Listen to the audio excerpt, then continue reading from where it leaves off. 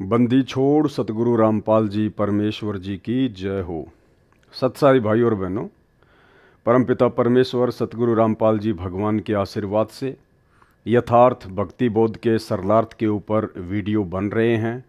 आज हमारा ये दूसरा वीडियो है और आज के वीडियो में आदरणीय गरीबदास जी महाराज जी की जीवन लीला के ऊपर परमपिता परमेश्वर सतगुरु रामपाल जी ने प्रकाश डाला है और हमने आदरणीय गरीबदास जी महाराज जी की जीवन लीला को बहुत ही ध्यान से पढ़ना चाहिए। पहली बात तो सतगुरु रामपाल जी भगवान ने अपने कर कमलों से लिखा है, इसको पढ़ने से भी हमें पुण्य की प्राप्ति होगी। और दूसरा, किसी भी महापुरुष की जो कि कबीर पंथ से संबंधित है उसकी जीवनी पढ़ने से वैसे भी हम पुण्य के भागी बनते हैं। और ये जीवनी पढ़ना इसलिए भी ज़रूरी है क्योंकि तीनों समय की जो आरतियां हैं उनमें ज़्यादातर वाणियां आदरणीय गरीबदास जी महाराज जी की ही हैं। तो वीडियो शुरू करने से पहले परम पूज्य सतगुरु रामपाल जी परमेश्वर जी से आशीर्वाद प्राप्त करते हैं, उनका जयकारा लगाते हैं। बंदी छोड़ सतगुरु रामपाल जी परमेश्वर जी की जय हो। परमपिता परमात्मा सारी सृष्टि के रचनहार, कुल मालिक, असंख्य ब्रह्मांडों के स्वामी, जगत गुरु, तीनों लोकों में प्रवेश करके सबका धारण पोषण करने वाले राजाधिराज, आत्माधार, नाथों के नाथ, देवों के देव महादेव, सर्वेश्वर महेश्वर, मृत्युंजय, अजरो अमर, आदि अनादि सनातनी प्रभु, जगत पिता जगदीश्वर, श्री श्री 1008 की उपाधि के वास्तविक अधिकारी, अकाल मूर्त सौद स्वरूपी राम वासुदेव, सर्वगतम ब्रह्म, परम पूज्य, प्रथम पूज्य, परम संत, परम पुरुष, परम धनी, परम दयालु, सत्य कबीर, हक्का कबीर, अल्लाहु कबीर, अल्लाहु अकबर, बाखबर, अल्लाह ताला, जगत के तारणहार, जगत के मुक्तिदाता, जगत के जगन्नाथ, हारे के सहारे, हिंदुओं के राम, मुसलमानों के अल्लाह, सिखों के वाहिगुरु, ईसाइयों के मसीह, दया के सागर दयानिधि, करुणा के सागर करुणानिधि, स्वयंभू परिभू, संकट मोचन, कष्ट हरण, मंगल करण, दुख भंजन, अविगत कबीर, निर्विकार निर्विषम परमात्मा, अलय अलेख सतगुरु, आदि अनादि सतगुरु, असली मर्यादा पुरुषोत्तम, असली राम, असली कृष्ण, असली घनश्याम, असली मुरारी, राजाओं के राजा, महाराजाओं के महाराजा, शहंशाहों के शहंशाह, सम्राटों के सम्राट, भगवानों के भगवान, अल्लाहों के अल्लाह, प्रभुओं के प्रभु, मसीहाओं के मसीह, सच्चे वाहिगुरु, बाबाओं के बाबा, पीरों के पीर, सेठों के सेठ, जगत सेठ, सावड़सा सेठ, सर्वगुण संपन्न, अनंत कोटि कलाओं के स्वामी, अनंत कोटि ब्रह्मांडों के नायक, योगियों में महायोगी, ध्यानियों में महाध्यानी, सिद्धों में परम सिद्ध, ज्ञानियों में तत्वज्ञानी, ब्रह्म ज्ञानी, महाज्ञानी, परम ज्ञानी, सर्वश्रेष्ठ ज्ञानी, युवा कबीर, समर्थ कबीर, असमवात, अमित ओझा, सच्चे रहनुमा, करीम अल्लाह, सुभान अल्लाह, दुनिया के अंतिम पैगंबर, 8 सितंबर 1951 से गांव धनाना, जिला सोनीपत, हरियाणा, भारतवर्ष की पावन भूमि पे प्रकट रियल कल की भगवान श्री नारायण साकार हरि, रियल बाबा साहेब, संत श्रोमणी सतगुरु रामपाल जी परमेश्वर जी के चरण कमल में साध संगति से जुड़े हुए हम सभी सत्सेवक भाई बहनों का अनंत कोटि दंडवत प्रणाम। तो भूमिका में सतगुरु रामपाल जी परमेश्वर जी ने 2 शब्द के अंतर्गत आदरणीय गरीबदास जी महाराज जी की जीवन लीला शुरू की है, जो कि 8 पेज की है। तो परमेश्वर हमें क्या समझा रहे हैं? भक्ति बोध की वाणी का सरलार्थ करने से पूर्व कुछ आवश्यक जानकारी करते हैं। भक्ति बोध में अधिक वाणी संत गरीबदास जी महाराज जी की हैं। संत गरीबदास जी का जन्म गांव छुडानी, जिला झज्जर, हरियाणा प्रांत में सन 1717 विक्रमी संवंत सन 1774 में हुआ। गांव छुडानी में गरीबदास जी महाराज जी का नानका है। ये गांव करोथा, जिला रोहतक, हरियाणा के रहने वाले धनखड़ गोत्र के थे। इनके पिता श्री बलराम जी का विवाह गांव छुडानी में श्री शिवलाल सिहाग की बेटी रानी देवी से हुआ था। श्री शिवलाल जी का कोई पुत्र नहीं था, इसलिए श्री बलराम जी को घर जमाई रख लिया था। गांव छुडानी में रहते 12 वर्ष हो गए थे तब संत गरीबदास जी महाराज जी का जन्म छुडानी गांव में हुआ था। अब यहाँ परमेश्वर जी ने आदरणीय गरीबदास जी महाराज जी के रूप में एक भगत के रूप में भूमिका की। तो परमेश्वर जी यहाँ पे जन्म शब्द का यूज कर रहे हैं क्योंकि हमारी चरम दृष्टि को धोखा देते हुए और काल को धोखा देते हुए परमात्मा इस 21 ब्रह्मांड में सतगुरु रूप धारण करके अपना ज्ञान प्रचार करते हैं। जबकि वास्तविकता ये है कि आदरणीय गरीबदास जी महाराज स्वयं ही कबीर परमात्मा थे और इसका जीता जागता उदाहरण प्रमाण आपको परम पूज्य सतगुरु रामपाल जी परमेश्वर जी के मुख कमल से एक छोटा सा 2 मिनट का सत्संग सुनाते हैं, जिसमें परमेश्वर जी ने जिक्र किया कि जब आदरणीय गरीबदास जी महाराज मात्र 3 दिन के थे, मात्र 3 दिन के शिशु रूप में, उस समय उन्होंने अर्जुन और सर्जुन को सार नाम दिया था। तो भाई और बहनों, यदि ये एक भगत होते, आम जन होते, तो 3 दिन की उम्र में कैसे अर्जुन और सर्जुन को, जो कि उन्होंने 650 साल पहले जब ये कबीर दास नाम से काशी में प्रकट हुए थे, तो उन्होंने वचन दिया था अर्जुन और सर्जुन को कि आज से 200-250 वर्ष के बाद में मैं गांव छुड़ानी में आऊँगा, उस समय तुम्हें सारनाम देकर तुम्हारा उद्धार करूँगा। तो जैसे ही आदरणीय गरीबदास जी महाराज लीलामय रूप में गांव छुड़ानी में प्रकट हुए, उन्होंने सौपन के माध्यम से अर्जुन और सर्जुन को बता दिया था कि गांव छुड़ानी में मैं आ चुका हूं। और मात्र 3 दिन की उम्र में परमेश्वर ने शिशु रूप में अर्जुन और सर्जुन को सार नाम दिया। आप स्वयं सुनिए सतगुरु रामपाल जी परमेश्वर जी के मुख कमल से। और ये सारी बातें भाई और बहनों आपको इसलिए बताई जा रही हैं क्योंकि आगे जब हम यथार्थ भक्ति बोध के सरलार्थ को पढ़ेंगे तो हमने आदरणीय गरीबदास जी महाराज जी को परमेश्वर जी के रूप में ही लेकर चलना पड़ेगा। तभी हमें सतगुरु रामपाल जी परमेश्वर जी का वर्तमान वाला लीलामय जीवन समझ में आएगा। आपका गुरु कित है महाराज कि आपके घर में, मेरे घर में अवकाल जो बच्चा पैदा हुआ है 3 दिन का हो रहा है, परसों जो पैदा हुआ, और गुरु कहाँ वो गुरु से हमारा ने बोला जी आप यहाँ पौड़ी में बैठो, मैं लड़के ने यहीं ले आऊंगा, आप तो चला भी नहीं जा सकता, हाथ जोड़ के न बोलो जोलम हो जाएगा, एक सजाते ही परेशान राड़ा ना लाइयो गड़ जाएंगे कत आम चालेंगे। तो बोला जी चालन जोगे तो कोई ना, चाहे मर जाए आराम है, जाएंगे उसके बारे में आगे उड़ा माथा टेकेंगे आगे। एक 2 यान वो पकड़े, 2 यान वो पकड़ा, उन लच ले गए बेचारे नो किता किता पाटक दे नो टूटे टूटे से गोडे जाके उस जहां माता रानी नाम था महाराज जी की माता जी का, जहां माता रानी और बच्चा महाराज बंदी छोड़ लेटे हुए थे उस कमरे में जाके और छोड़ दिए। इन्होंने बोले तुम बाहर आ जाओ, और बाकी बाहर नो कान ला के सुने के बात हो रही है। महाराज रानी सुआदी नींद पे, और वो नो देखे नो खिड़कियां में देखे के बतलाव से बंदी छोड़ 3 सज्जन के बच्चे नो बोले अर्जुन सर्जन, और वो लंबे पड़े मुंदे रोए ने बोला जचगी था रहे गुरु के प्रति विक्षेप नहीं आकर, अगर जी बस भोग लिया हमने जितना भोगना था, बंदी छोड़ पापी जीव से बख्श दो। ने बोला आज के बाद प्रण कर लो, कभी भी गुरु के प्रति विक्षेप नहीं लाना, गुरु मानस कर जानते वह नरकइये अंध, महादुखी संसार में आग यम के फल। ने बोला बैठे हो, महाराज की शक्ति तो वो एकदम नो बैठे हो गए। ने बोला नाम लो, उपदेश दिया, और भजन करोगे, भजन किया और जाओ मुक्त हो जाओगे। इतना कह के उसने ठाक बलराम जी उनके पौड़ी में ले आए, 2-3 दिन वहां डटे, उसी समय शरीर त्याग कर सतलोक। गांव छुड़ानी में रहते 12 वर्ष हो गए थे तब संत गरीबदास जी महाराज जी का जन्म हुआ था। श्री शिवलाल जी के पास 2500 बीघा, बड़ा बीघा जो वर्तमान के बीघा से 2.75 बड़ा होता था, जमीन थी, जिसके वर्तमान में 1400 एकड़ जमीन बनती है। उस सारी जमीन के वारिस श्री बलराम जी हुए तथा उसके पश्चात उनके इकलौते पुत्र संत गरीबदास जी उस सारी जमीन के वारिस हुए। उस समय पशु अधिक पाले जाते थे, लगभग 150 गौवें थी, बलराम जी रखते थे। उनके चराने के लिए अपने पुत्र गरीबदास जी के साथ अन्य कई चरवा, पाली, गवाले किराए पर ले रखे थे। वे भी गौओं को खेतों में चराने के लिए ले जाया करते थे। जिस समय संत गरीबदास जी 10 वर्ष की आयु के हुए, वे गायों को चराने के लिए नला नामक खेत में गए हुए थे। फाल्गुन मास को सुदी द्वादशी के दिन लगभग 10 बजे परम अक्षर ब्रह्म एक जिंदा महात्मा के वेश में मिले, कंवारी गाय का दूध पिया।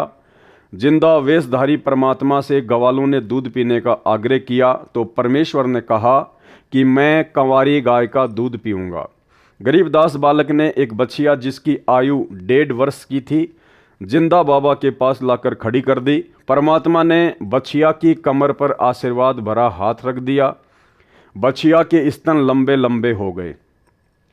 एक मिट्टी के 5 किलोग्राम की क्षमता के पात्र को बछिया के स्तनों के नीचे रखा। स्तनों से अपने आप दूध निकलने लगा। मिट्टी का पात्र भर जाने पर दूध निकलना बंद हो गया। पहले जिंदा बाबा ने पिया, शेष दूध को अन्य ग्वालों को पीने के लिए कहा तो जो बड़ी आयु के ग्वाले संख्या में 10-12 थे कहने लगे कि बाबा जी, कंवारी गाय का दूध तो पाप का दूध होता है, हम नहीं पिएंगे। दूसरे, आप न जाने किस जाति के हो, आपका झूठा दूध हम नहीं पिएंगे। तीसरे, यह दूध आपने जादू जंत्र करके निकाला है, हम पर जादू जंत्र का कुप्रभाव पड़ेगा। भाइयों और बहनों, परमात्मा कहते हैं सकल पदार्थ है जगमाही और भाग बिना नर पावत नाही। तो इन आत्माओं के भाग्य में वो परमेश्वर जी का जिसको वो झूठा दूध समझ रहे थे वो अमृत दूध इनके भाग्य में नहीं था। यह कहकर जिस जांडी के वृक्ष के नीचे बैठे थे वहां से चले गए। दूर जाकर किसी पेड़ के नीचे बैठ गए। तब बालक गरीबदास जी ने कहा कि हे बाबा जी, आपका झूठा दूध तो अमृत है, मुझे दीजिए। कुछ दूध बालक गरीबदास जी ने पिया। परमेश्वर जिंदा वेशधारी ने संत गरीबदास जी को ज्ञान उपदेश दिया, तत्व ज्ञान बताया। संत गरीबदास जी के अधिक आग्रह करने पर परमेश्वर ने उनकी आत्मा को शरीर से अलग किया और ऊपर के रूहानी मंडलों की सैर कराई। एक ब्रह्मांड में बने सर्व लोकों को दिखाया। श्री ब्रह्मा जी, श्री विष्णु तथा शिव जी से मिलाया। उसके पश्चात ब्रह्मलोक तथा श्री देवी दुर्गा का लोक दिखाया। फिर 10वें द्वार ब्रह्मरंध्र को पार करके ब्रह्मकाल के 21 ब्रह्मांडों के अंतिम छोर पर बने 11वें द्वार को पार करके अक्षर पुरुष के 7 संख्य ब्रह्मांड वाले लोक में प्रवेश किया। संत गरीबदास जी को सर्व ब्रह्मांड दिखाए, अक्षर पुरुष से मिलाया। पहले उसके 2 हाथ थे, परंतु परमेश्वर के निकट जाते ही अक्षर पुरुष ने 10,000 हाथों का विस्तार कर लिया, जैसे मोर पक्षी अपने पंख को फैला लेता है। अक्षर पुरुष को जब संकट का अंदेशा होता है तब ऐसा करता है, अपनी शक्ति का प्रदर्शन करता है। क्या कह रहे हैं परमात्मा? जब 7 संख्य ब्रह्मांडों के स्वामी अक्षर पुरुष को भी संकट का अंदेशा होता है, जब उसको भय लगता है तब ऐसा करता है, अपनी शक्ति का प्रदर्शन करता है। यानी 21 ब्रह्मांड का स्वामी है काल ज्योति निरंजन और 7 संख्य ब्रह्मांड का स्वामी है अक्षर पुरुष। यानी अक्षर पुरुष के 7 संख्य ब्रह्मांडों के आगे, उसकी शक्ति के आगे ये काल ज्योति निरंजन तो कुछ भी नहीं है। और उसके 10,000 हाथ हैं, जबकि काल के मात्र 1,000 हाथ हैं और अक्षर पुरुष के 10,000 हाथ हैं। और परमेश्वर कह रहे हैं जब अक्षर पुरुष को भी किसी संकट का अंदेशा होता है तो वो अपनी शक्ति का प्रदर्शन करता है।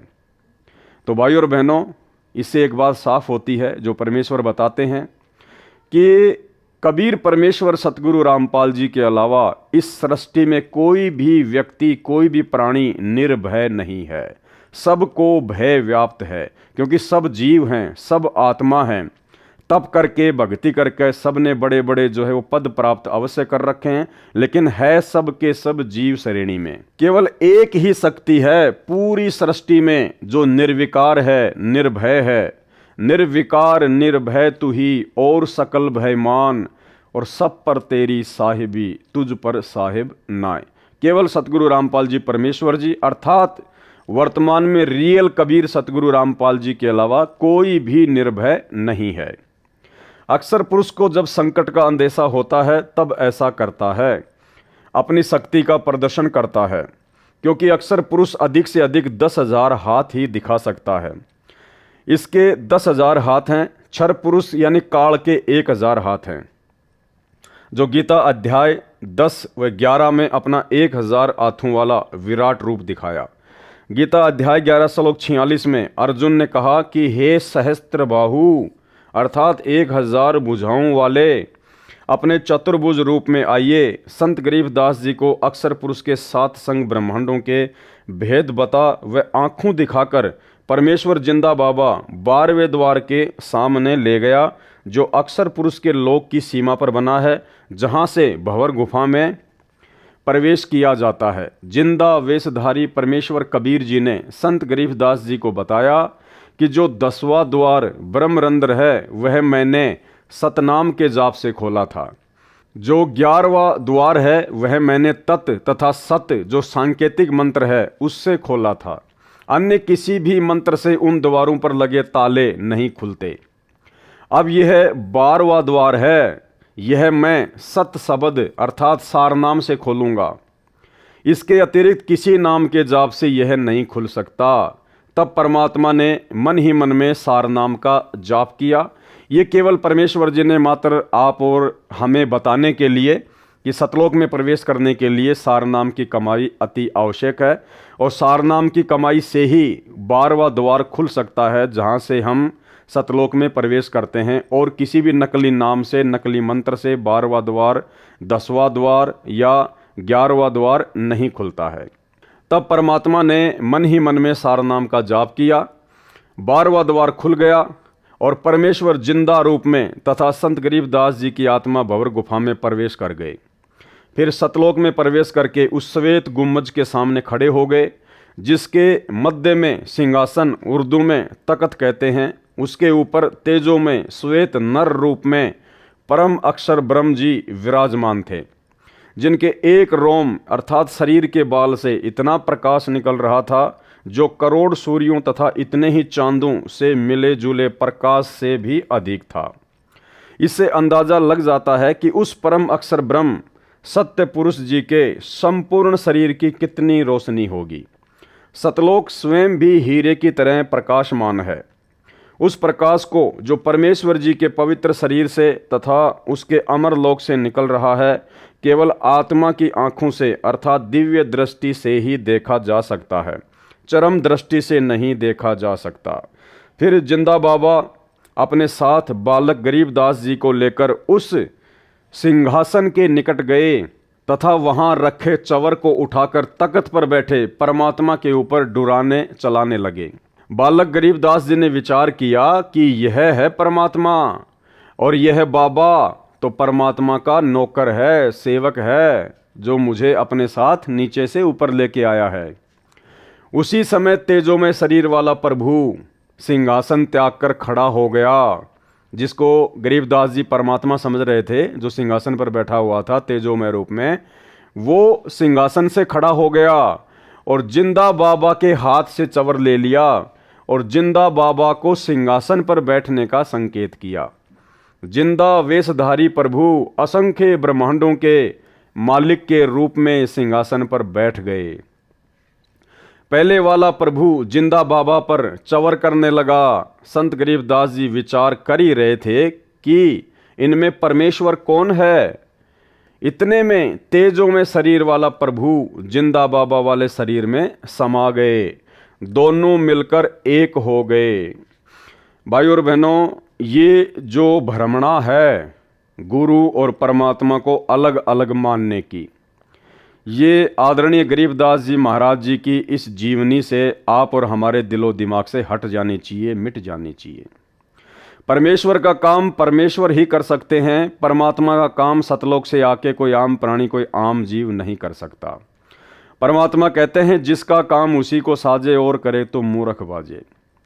आज से पहले परमेश्वर ने हमें जितने भी उदाहरण दिए हैं, चाहे वो आदरणीय धर्मदास जी का जीवन हो, गरीबदास जी का हो, मलुकदास जी का हो, दादू जी का हो, नानक जी का हो, सबकी जीवन लीला में एक घटना बिल्कुल कॉमन रही है।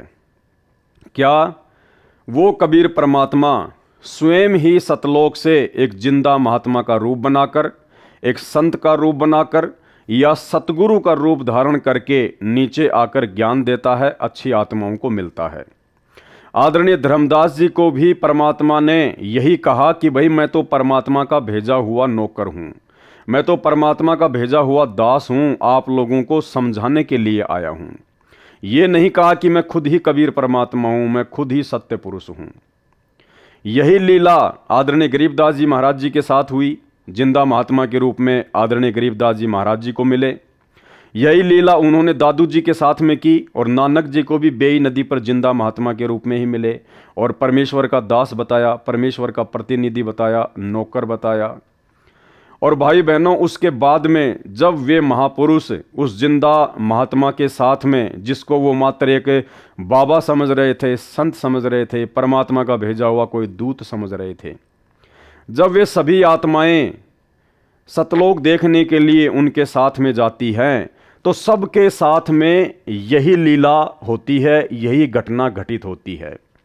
वहां जाते ही उन सब आत्माओं की चौंध टूट जाती है, उनका भ्रम निवारण हो जाता है।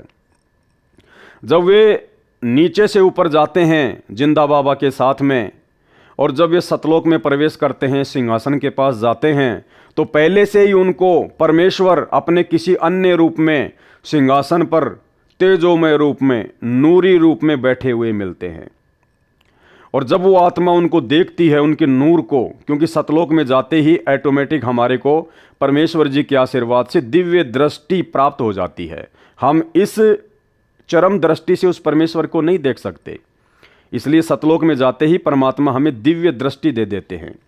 तो गरीबदास जी ने देखा कि भगवान तो ये है, परमात्मा तो ये है जो सिंहासन पर बैठा हुआ है, और इनके शरीर में इतना तेज, 1 करोड़ सूरज और 1 करोड़ चांदों की रोशनी यदि इनके एक बाल से तुलना की जाए, तो परमेश्वर के बाल की चमक, नूर, आभा उन 1 करोड़ सूर्य और 1 करोड़ चंद्रमाओं के प्रकाश से भी ज्यादा है, और शीतल, मन को आनंद देने वाली। तो उन सभी भक्तों ने ये सोचा, सभी आत्माओं ने यही सोचा कि परमात्मा तो ये है, और ये जो जिंदा बाबा है ना, जो मेरे साथ आया है, जो मुझे अपने साथ में लेकर आया है, ये तो इसका कोई नौकर है यहाँ का। और फिर वो देखते हैं कि नीचे से जो जिंदा बाबा मुझे लेकर आया है, वो एक चवर उठाता है और पहले से सिंहासन पर बैठे हुए नूरी शरीर वाले परमात्मा के ऊपर चवर करने लगता है। तो उन आत्माओं को दृढ़ विश्वास हो जाता है कि भाई वास्तव में परमात्मा तो यही है जो सिंहासन पर बैठा हुआ है, और जो नीचे से मुझे लेके आया है ये तो इनका नौकर है, इनका सेवक है जिंदा बाबा तो। लेकिन कुछ ही समय बाद में वो क्या देखते हैं कि सिंहासन पर जो बैठा हुआ था नूरी शरीर वाला परमात्मा, वो खड़ा होता है और जिंदा बाबा के हाथ से चवर ले लेता है और जिंदा बाबा से प्रार्थना करता है, हाथ जोड़कर उनको संकेत करता है कि आप सिंहासन पर बैठिए। और वो जिंदा बाबा सिंहासन पर बैठ जाता है, असंख्य ब्रह्मांडों के स्वामी के तख्त पर, सिंहासन पर, गद्दी पर। और वो तेजोमय नूरी शरीर वाला परमात्मा जिंदा बाबा के ऊपर चवर करने लगता है। उसके बाद वो आत्मा भ्रम में पड़ जाती है, जो नीचे से जाती है, कि भाई परमात्मा पहले वाला था या परमात्मा ये है। जब वो आत्मा ये सोच ही रही होती है, उसी समय वो तेजोमय शरीर जो जिंदा बाबा पे चवर कर रहा होता है, वो जिंदा बाबा के अंदर समा जाता है, और अकेले वो जिंदा बाबा ही असंख्य ब्रह्मांडों के स्वामी के सिंहासन पर विराजमान रहते हैं। उसके बाद उस आत्मा का भ्रम निवारण हो जाता है कि नीचे जो जिंदा बाबा मुझे मिले थे, जो मुझे नीचे से ऊपर लेके आए हैं, ये तो स्वयं ही परमात्मा है, असंख्य ब्रह्मांडों के स्वामी है। ये कोई 2 रूप नहीं है, ये किसी का नौकर नहीं है। भाई बहनों, यही घटना आदरणीय धर्मदास जी के साथ में घटी, यही घटना आदरणीय गरीबदास जी के साथ में घटी, यही घटना आदरणीय दादू जी के साथ में घटी, यही घटना आदरणीय मलुकदास जी और गीसा संत जी के साथ में घटी, और यही घटना आदरणीय नानक जी के साथ में घटी। और भाइयों और बहनों, इस घटना के माध्यम से परमात्मा आप और हमें समझाना चाहते हैं, क्योंकि ये सारी की सारी लीला, ये गरीबदास जी को निमित्त बनाना, गरीबदास जी के माध्यम से ये सदग्रंथ साहिब लिखवाना, ये प्रमाण देना, ये सारी की सारी बातें भाइयों और बहनों केवल आप और हम बिचली पीढ़ी वाले मंद बुद्धि भक्तों को ये यकीन दिलाने के लिए परमात्मा ने घटित की, ताकि अब हम इन सभी प्रमाणों को देखकर, इन लीलाओं को देखकर, इन घटनाओं को देखकर हम सहज में और आसानी से बिना किसी अपने गुरुदेव भगवान को परेशानी दिए समझ जाएं कि हमारे गुरुदेव भगवान स्वयं कबीर परमात्मा हैं। ये स्वयं असंख्य ब्रह्मांडों के स्वामी हैं, कबीर देव हैं, जो अनेक रूप धारण करके अनेक ब्रह्मांडों में अपनी लीला करते रहते हैं, जो तीनों लोकों में प्रवेश करके सबका धारण पोषण करते रहते हैं। यही परमात्मा यहाँ पर आज हमारे सतगुरुदेव जी के रूप में आए हुए हैं और यही परमात्मा अपने एक तेजोमय रूप में, नूरी रूप में, सतलोक में बैठकर असंख्य ब्रह्मांडों का संचालन कर रहे हैं। हमारी ये चौंध तोड़ने के लिए परमात्मा इस प्रकार की लीलाएं करते हैं, ताकि हमें, जब हम इस बिचली पीढ़ी में मोक्ष के प्राइम टाइम में पहुंच जाएं, तो उस समय हम आसानी से अपने गुरुदेव भगवान को, जो कि संत रूप में आए हुए हैं, सतगुरु रूप में आए हुए हैं, साहिब से सतगुरु भय, सतगुरु से भय संत, और धर धर वेख विशाल अंग, ये खेल आदि और अंत। हम केवल इन्हीं को अपना परमात्मा मान लें और अन्य में परमात्मा देखना बंद कर दें। इस कागज़ की फ़ोटो को, जो कि कबीर जी की मानी जाती है, इस काल्पनिक कागज़ की फ़ोटो को हम परमात्मा मानकर पूजना बंद कर दें और पूरा प्रेम, पूरी लगन, पूरा समर्पण, पूरा भाव, पूरी श्रद्धा केवल अपने गुरुदेव भगवान के प्रति ही समर्पित कर दें और इसी जन्म में अपना आत्म कल्याण करवा लें। केवल इसलिए परमेश्वर ने ये इतने सारे हमारे को उदाहरण दिए हैं। जिंदा बाबा के शरीर का तेज उतना ही हो गया जितना तेजों में पूर्व में सिंहासन पर बैठे सत्य पुरुष जी का था। कुछ ही क्षणों में परमेश्वर बोले, हे गरीबदास, मैं असंख्य ब्रह्मांडों का स्वामी हूँ। मैंने ही सर्व ब्रह्मांडों की रचना की है। सर्व आत्माओं को वचन से मैंने ही रचा है। 5 तत्व तथा सर्व पदार्थ भी मैंने ही रचे हैं। क्षर पुरुष अर्थात ब्रह्म तथा अक्षर पुरुष व उनके लोकों को मैंने ही उत्पन्न किया है। इनको इनके तप के बदले में सर्व ब्रह्मांडों का राज्य मैंने ही प्रदान किया है। मैं 120 वर्ष तक पृथ्वी पर कबीर नाम से जुलाहे की भूमिका करके आया हूँ। भारत देश के काशी नगर बनारस में नीरू नीमा नाम के पति पत्नी थे। वे मुसलमान जुलाहा थे। वे निसंतान थे। ज्येष्ठ सुधी पूर्णमासी की सुबह ब्रह्म मुहूर्त में लहर तारा नामक सरोवर में काशी के बाहर जंगल में मैं नवजात शिशु का रूप धारण करके कमल के फूल पर लेटा था। मैं अपने इसी स्थान से गति करके गया था। नीरू जुलाहा तथा उसकी पत्नी प्रतिदिन उसी तालाब पर स्नानार्थ जाया करते थे, नहाने के लिए जाया करते थे। उस दिन मुझे बालक रूप में प्राप्त करके अत्यंत खुश हुए, मुझे अपने घर ले गए। मैंने 25 दिन तक कुछ भी आहार नहीं किया था। तब शिवजी एक साधु के वेश में उनके घर गए। वह सब मेरी प्रेरणा से ही थी। शिव से मैंने कहा था कि मैं कंवारी गाय का दूध पीता हूँ। तब नीरू एक बछिया लाया। शिव को मैंने शक्ति प्रदान की। उन्होंने बछिया की कमर पर अपना आशीर्वाद भरा हाथ रखा। कंवारी गाय ने दूध दिया, तब मैंने दूध पिया था।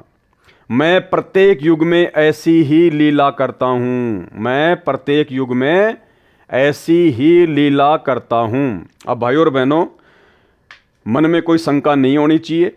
ये बात सुनकर जो यहाँ लिखी हुई है, परमेश्वर कह रहे हैं कि मैं प्रत्येक युग में ऐसी ही लीला करता हूँ। जब मैं शिशु रूप में प्रकट होता हूँ तो मैं कंवारी बछिया का ही दूध पीता हूँ। एक निसंतान दंपत्ति मुझे घर लेकर आ जाती है, मेरा पालन पोषण करती है। तो आपके मन में ये शंका नहीं होनी चाहिए कि भाई पवनदास तो सतगुरु रामपाल जी परमेश्वर जी को परमात्मा बताता है, अल्लाह बताता है, स्वयं कबीर बताता है। तो सतगुरु रामपाल जी की परवरिश तो कंवारी बच्चियों से नहीं हुई। भाइयों और बहनों, यहाँ समझना ये है कि ऐसी लीला केवल परमात्मा प्रत्येक युग में एक बार ही करते हैं। जैसे सतयुग में परमात्मा ना जाने कितनी बार आए, कितनी बार सतलोक गए, लेकिन पूरे सतयुग में केवल परमेश्वर ने शिशु वाली जो लीला थी, कंवारी गाय से जो दूध पीने वाली लीला थी, वो केवल एक बार ही की। उसके बाद में द्वापर में परमेश्वर आए मुनिंदर ऋषि के रूप में। उसके बाद में जब त्रेता युग में परमात्मा फिर आए मुनिंदर ऋषि के रूप में, तो परमेश्वर ने केवल एक बार ही वो लीला की थी कुंवारी गाय से दूध पीने की।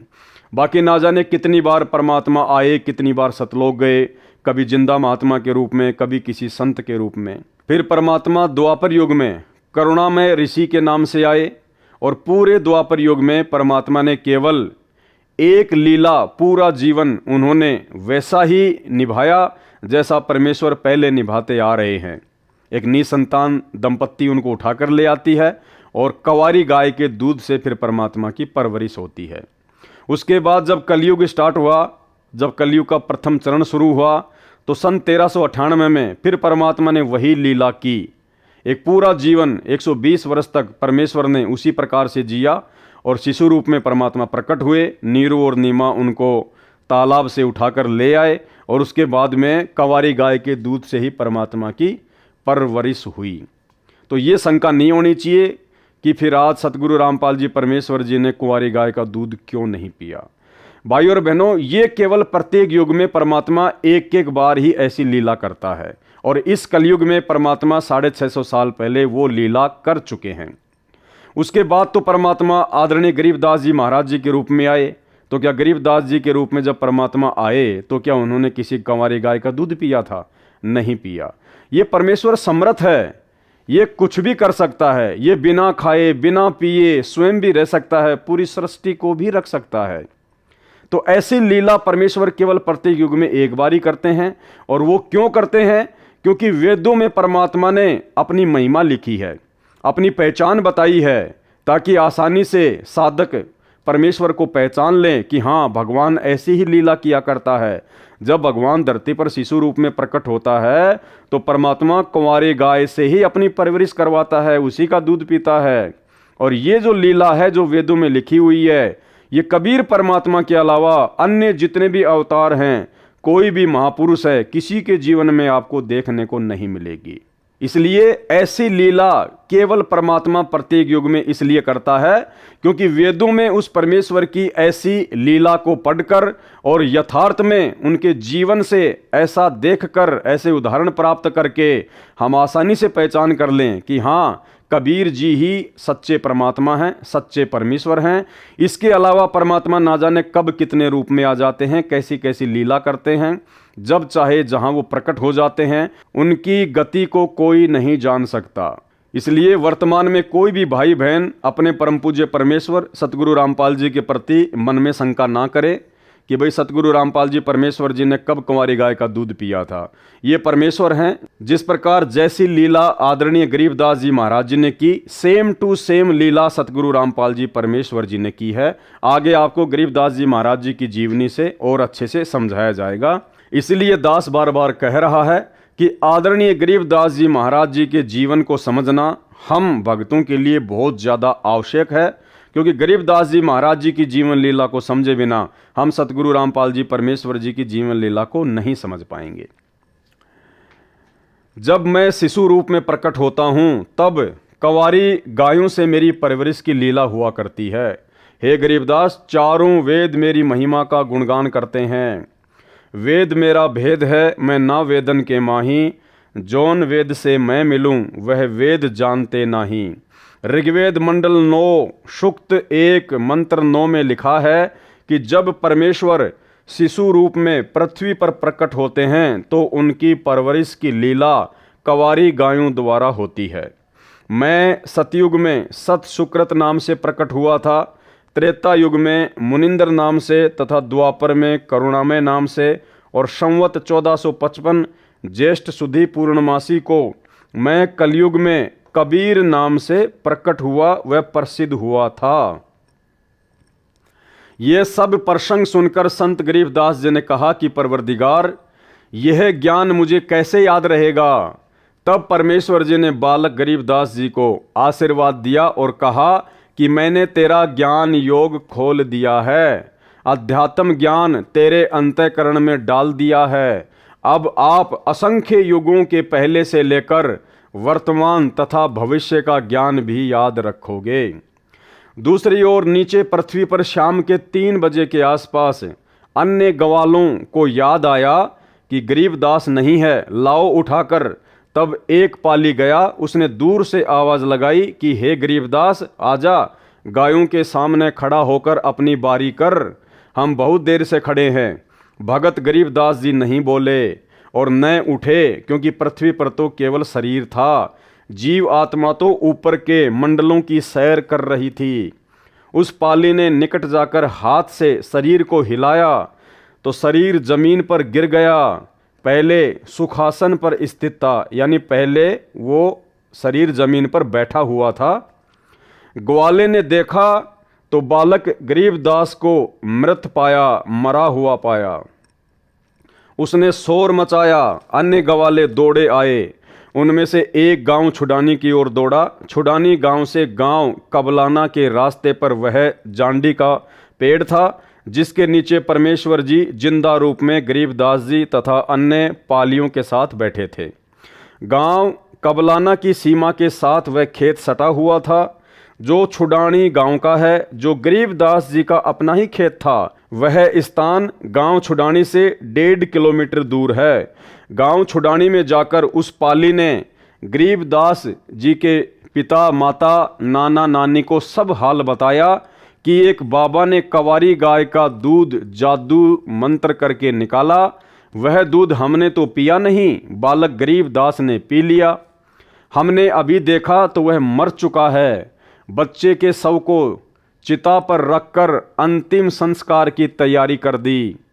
उसी समय परमेश्वर कबीर जी ने कहा, हे गरीबदास, आप नीचे जाओ, आपके शरीर को नष्ट करने जा रहे हैं। संत गरीबदास जी ने नीचे देखा तो यह पृथ्वी लोक सतलोक की तुलना में नरक लोक के समान दिखाई दे रहा था।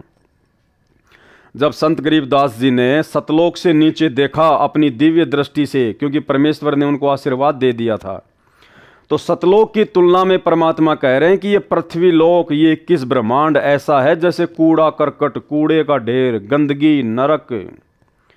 भाइयों और बहनों, जिस प्रकार एक सूअर होता है और सूअर सारा दिन गंदगी में नाक रगड़ता रहता है, टट्टी पेशाब में नाक रगड़ता रहता है, गटर में लौटता रहता है, यानी सबसे ज़्यादा जो घृणित वस्तुएं होती हैं उनका सेवन सूअर करता है। अब यदि उस सूअर की आत्मा को एक दिन के लिए और किसी राष्ट्रपति या प्रधानमंत्री की आत्मा में डाल दिया जाए और 24 घंटे फिर वो सूअर की आत्मा राष्ट्रपति और प्रधानमंत्री के रूप में 7 स्टार होटल में सोएगा, खाएगा, एरोप्लेन में घूमेगा, 56 प्रकार के पकवान उसके सामने खड़े रहेंगे, लोग उसके सामने हाथ जोड़कर खड़े रहेंगे, जी हुजूर, जी हुजूर। तो भाइयों और बहनों, 24 घंटे समाप्त होने के बाद अब उस सूअर की आत्मा को कहा जाए कि भाई अब आपका समय समाप्त हो गया, आप वापस सूअर के शरीर में जाइए। तो क्या वो आत्मा जो प्रधानमंत्री के शरीर में विराजमान है, जो सर्व सुख भोग रही है, सर्व आनंद भोग रही है, क्या उस आत्मा की आसानी से इच्छा बनेगी वापस सूअर के शरीर में जाने की? क्योंकि जब वो प्रधानमंत्री के शरीर से और सूअर वाली स्थिति को देखेगा, उस जगह को देखेगा, गटर को देखेगा, टट्टी पेशाब को देखेगा, गंदगी को देखेगा, तो उसकी इच्छा नहीं बनेगी कि मैं इस शरीर से निकलकर सूअर के शरीर में चला जाऊं। तो भाइयों और बहनों, ठीक इसी प्रकार सतलोक की तुलना में ये पृथ्वी लोक परमेश्वर ने ऐसा बताया जैसे नरक, नरक यानी सबसे गंदा स्थान। संत गरीबदास जी ने नीचे को देखा तो यह पृथ्वी लोक सत्य लोक की तुलना में नरक लोक के समान दिखाई दे रहा था। संत गरीबदास जी ने कहा, हे प्रभु, मुझे नीचे मत भेजो, यहीं पर रख लो। तब सत्य पुरुष कबीर जी ने कहा कि आप पहले भक्ति करोगे, जो साधना मैं तुम्हें बताऊंगा, उस भक्ति की कमाई शक्ति से फिर यहाँ स्थायी स्थान प्राप्त करोगे। सामने देख, वह तेरा महल है जो खाली पड़ा है। अर्थात भाइयों और बहनों, आदरणीय गरीबदास जी महाराज जी को निमित्त बनाकर परमेश्वर कबीर जी अर्थात सतगुरु रामपाल जी परमेश्वर आप और हम आत्माओं को चेताना चाहते हैं, जागृत करना चाहते हैं। हम सोई हुई आत्माओं को जगाना चाहते हैं कि तुम कहाँ नरक में पड़े हो, इस झोपड़ी में पड़े हो। गरीबदास जी को निमित्त बनाकर परमेश्वर हमें क्या कह रहे हैं कि सामने देख, तेरा महल घर नहीं, महल। महल यानी जिसमें सारे ऐसो आराम के साधन हो, जिसमें किसी चीज की कोई कमी ना हो, उसको कहते हैं महल। सामने देख, वह तेरा महल है जो खाली पड़ा है। और सतलोक में हमारे जो महल हैं भाई और बहनों, वो कोई मिट्टी, ईंट और पत्थर के बने नहीं हैं। हीरे, मोती, लाल, पन्ने, बहुमूल्य जवाहरात, उनसे बने हुए हैं। और परमेश्वर ने एक सत्संग में बताया कि सतलोक में जो आपके महल हैं, जो खाली पड़े हैं वर्तमान में, उनका व्यास, उनका क्षेत्रफल, उनकी लंबाई चौड़ाई कितनी है? जितनी ये पृथ्वी है। ये पृथ्वी देख लो कितनी बड़ी है, जिसके ऊपर 7 समुंदर, लगभग 300 के आसपास बड़े बड़े देश हैं। जितनी बड़ी ये पूरी पृथ्वी है, इससे भी बड़े बड़े सतलोक में आप और हमारे महल हैं। क्योंकि वहाँ पर हमारा जो शरीर होता है वो 16 सूर्य जितना तेजोमय होता है, तो लंबाई चौड़ाई भी उसी आकार में होगी हमारी। इसलिए परमात्मा कह रहे हैं कि सतलोक में आपके मकान खाली पड़े हुए हैं। और यहाँ हम लोग कोई छोटा मोटा, कोई 50 गज में, कोई 100 गज में, कोई टूटा फूटा मकान बना लेते हैं, तो फूला नहीं समाते कि पता नहीं मैंने क्या प्राप्त कर लिया। सामने देख, वह तेरा महल है जो खाली पड़ा है। सर्व खाद्य पदार्थ भरे पड़े हैं। नीचे पृथ्वी पर वर्षा होगी तो अन्न होगा। कितनी मेहनत करनी पड़ती है। यहाँ जैसे पदार्थ पृथ्वी पर हैं ही नहीं। आप नीचे जाओ, प्रथम मंत्र मैंने तुझे दे दिया है, फिर सत्य नाम भी तुझे प्रदान करने आऊँगा। यह सतनाम 2 अक्षर का होता है, एक ओम अक्षर, दूसरा तत्, ये सांकेतिक है। फिर कुछ समय उपरांत तुझे सार नाम दूंगा। इन सर्व नामों प्रथम, दूसरा तथा तीसरा की साधना करके ही तू यहाँ आ सकेगा। अर्थात हम भगत भाई बहन इन तीनों मंत्रों की साधना मर्यादा में आजीवन रहकर ही सतलोक जा सकते हैं। मैं हरदम भगत के साथ रहता हूँ। परमात्मा क्या कह रहे हैं कि मैं हरदम भगत के साथ रहता हूँ। यानी भाई और बहनों, यदि हम मर्यादा में हैं और अपने गुरु को परमात्मा मान चुके हैं, परमेश्वर मान चुके हैं, और गुरु को परमात्मा मानने का सबसे पहला जो मापदंड है वो यही है कि अपने गुरु जी के अलावा आपने किसी और में परमात्मा को देखना बंद करना होगा। आपने अपने गुरु भगवान के अलावा किसी और को दंडवत करना बंद करना होगा। अपने गुरुदेव भगवान के प्रकट दिवस के अलावा आपने किसी और का कबीर प्रकट दिवस मनाना बंद करना होगा। ये पहला मापदंड है अपने गुरु को परमात्मा मानने का। और जब हम अपने गुरु को परमात्मा मान लेंगे, उसके बाद क्या कह रहे हैं परमात्मा? मैं हरदम भगत के साथ रहता हूँ, तू चिंता मत करना, अब आप शीघ्र जाइए। इतना कहकर परम अक्षर पुरुष जी ने संत गरीबदास जी के जीव को शरीर में प्रवेश कर दिया। कुल परिवार के लोग चिता में अग्नि लगाने ही वाले थे। उसी समय बच्चे के शरीर में हलचल हुई। शव को रस्से से बांधकर ले जाते हैं, वह रस्सा भी अपने आप टूट गया। संत गरीबदास जी उठकर बैठ गए, चिता से नीचे उतरकर खड़े हो गए। उपस्थित गांव के व परिवार के व्यक्तियों की खुशी का ठिकाना नहीं रहा। बालक गरीबदास ऊपर को आंखें करके परमात्मा को देख रहा था, तथा जो अमृत ज्ञान परमेश्वर जी ने उनके अंतःकरण में डाला था, वह अमृतवाणी दोहों व चौपाइयों तथा शब्दों के रूप में बोलने लगा।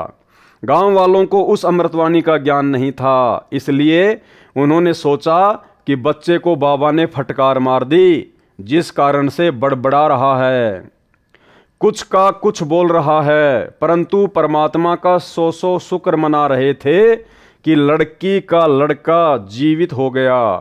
पागल है तो भी लड़की रानी देवी अपना दिल रोक कर खुश रहेगी। यह समझकर महापुरुष गरीबदास जी को पागल गांव की भाषा में बावलिया कहने लगे। भाई, अगर गरीबदास जी अगर एक भगत होते तो भगत के लिए कभी भी महापुरुष शब्द का प्रयोग नहीं किया जाता है। महापुरुष तो केवल पूरी सृष्टि में एक ही है, कबीर परमात्मा सतगुरु रामपाल जी। 3 वर्ष के पश्चात एक गोपाल दास संत दादू दास जी के पंथ से दीक्षित था। वह संतों की वाणी को समझता था, उसके महत्व को जानता था। वह वैश्य जाति से था, यानी वो बनिया था। संत वेशभूषा में रहता था। बनिए के घर जन्म होने के कारण कुछ पढ़ा लिखा भी था। घर त्याग कर संन्यास ले रखा था।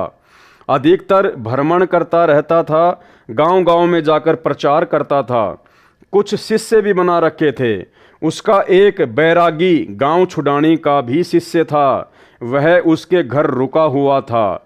उस शिष्य ने संत गोपाल दास जी से कहा कि हे गुरुदेव, हमारे गांव के चौधरी का दोहता यानी लड़की का लड़का किसी साधु की फटकार से पागल हो गया है।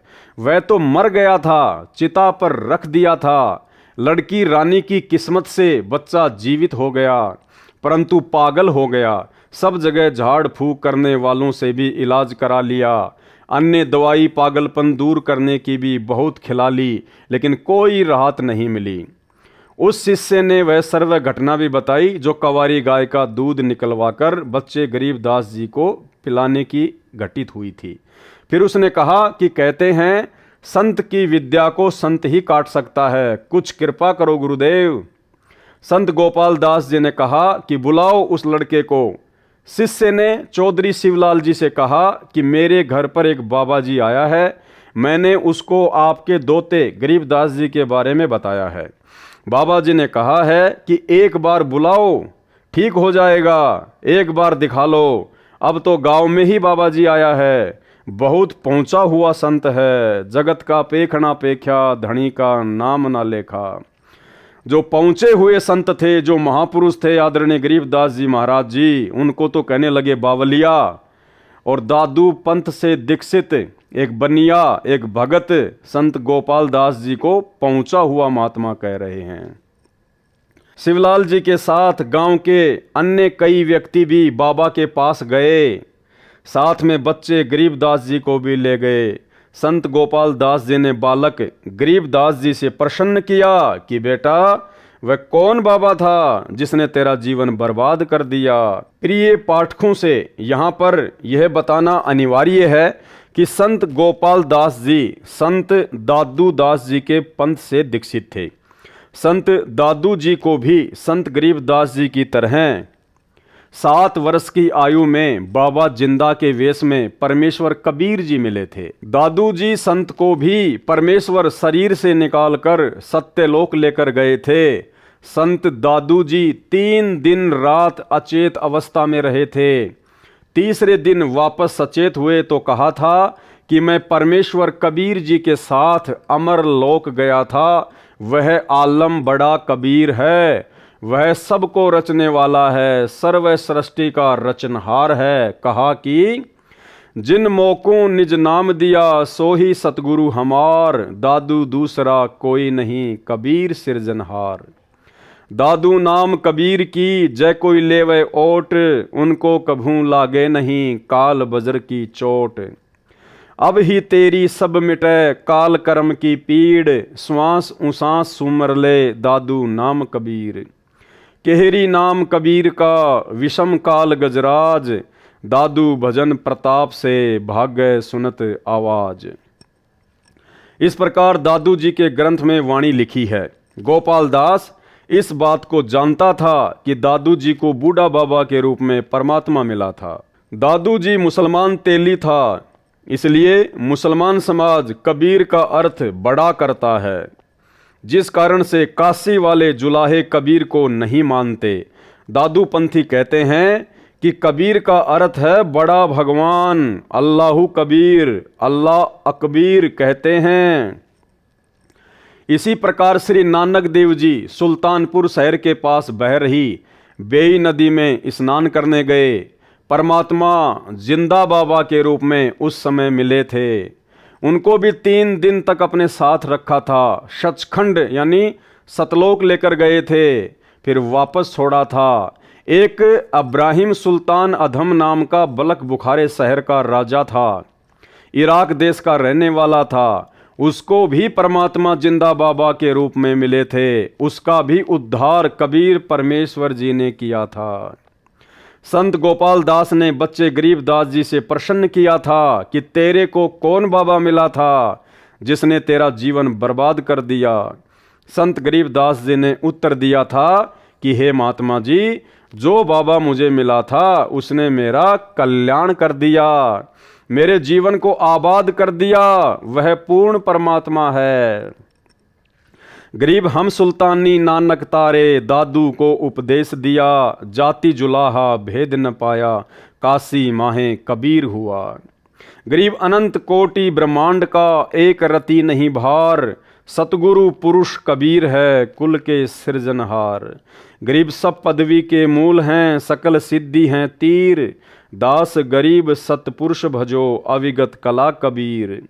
गरीब अजब नगर में ले गए हमको सतगुरु आन, झिलके बिंब अगाध गति हम सूते चादर तान। गरीब सौद स्वरूपी उतरे सतगुरु सत्य कबीर, दास गरीब दयाल है डिगे बंधावे धीर।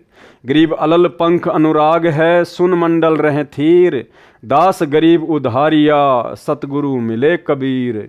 गरीब परपटन वह लोक है जहाँ अदली सतगुरु सार, भक्ति हेत से उतरे पाया हम दीदार। गरीब ऐसा सतगुरु हम मिला है जिंदा जगदीश, सुन विदेशी मिल गया छत्र मुकुट है शीस।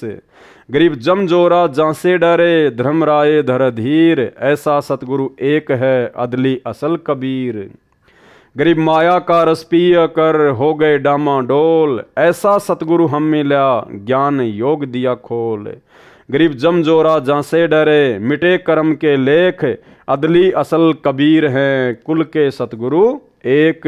संत गरीबदास जी को कौन मिला था? बाबा जी को उसका परिचय दिया, जो ऊपर लिखी वाणी से स्पष्ट होता है कि जिस परमेश्वर कबीर जी ने हम सबको संत गरीबदास, संत दादूदास, संत नानक देव तथा राजा अब्राहिम सुल्तानी आदि आदि को पार किया, वह भारतवर्ष के काशी शहर में कबीर जुलाहा नाम से प्रसिद्ध हुआ। वह अनंत कोटि ब्रह्मांडों का सृजनहार है, वह मुझे मिला था। यह उपरोक्त वाणी बोलकर संत गरीबदास 13 वर्षीय बच्चा चल पड़े। संत गोपाल दास जी समझ गए कि वह कोई सामान्य बच्चा नहीं है, यह तो परमात्मा से मिला है, ऐसी अमृतवाणी बोल रहा है, इस वाणी को लिखना चाहिए। यह विचार करके बालक गरीबदास के पीछे पीछे चल पड़ा और कहने लगा, हे गांव वालों, ये बालक पागल नहीं है, तुम पागल हो। ये क्या बोल रहा है, तुम समझ नहीं सके।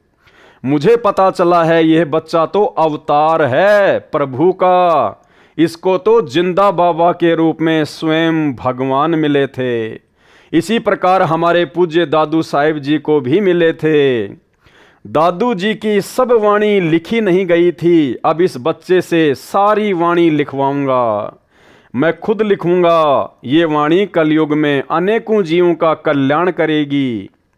संत गोपाल दास जी के बार बार आग्रह करने पर संत गरीबदास जी ने कहा, गोपाल दास जी यदि पूरी वाणी लिखे तो मैं लिखवाऊं, कहीं बीच में छोड़े तो नहीं लिखाऊंगा।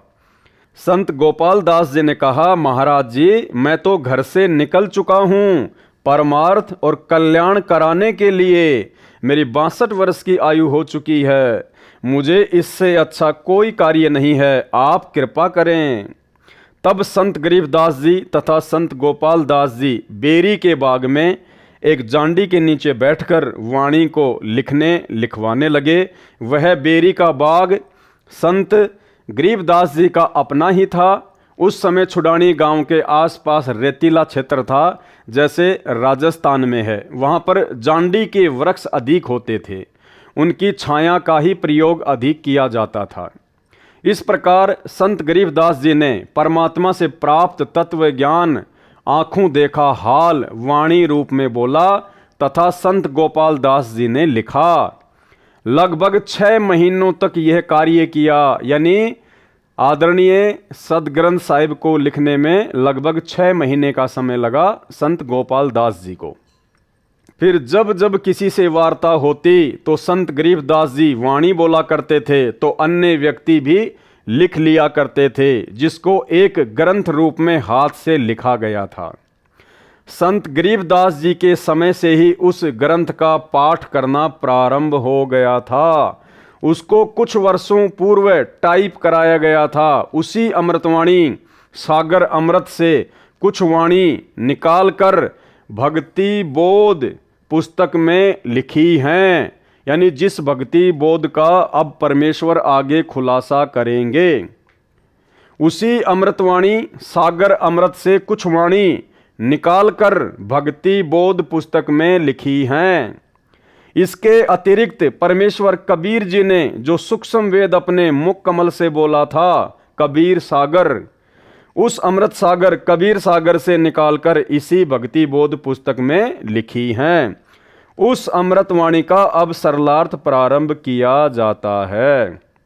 यानी भाइयों और बहनों, अभी तक आपने ये जो 2 वीडियो देखे हैं, इन 2 वीडियो में परमेश्वर जी ने भक्ति बोध पुस्तक का सरलार्थ करने से पहले केवल एक भूमिका बनाई है।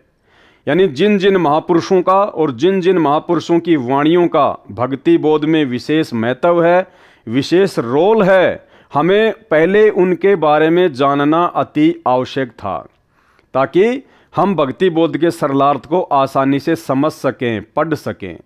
तो अभी तक तो परमेश्वर ने केवल एक भूमिका सी तैयार की है, जिसके ये 2 वीडियो बने हैं। तो कल रात्रि 9 बजे सभी भाई बहन लाइव जुड़िए। तब तक के लिए हम सभी भाई बहन परमपिता परमेश्वर सतगुरु रामपाल जी भगवान से इजाज़त लेते हैं। बंदी छोड़ सतगुरु रामपाल जी परमेश्वर जी की जय हो।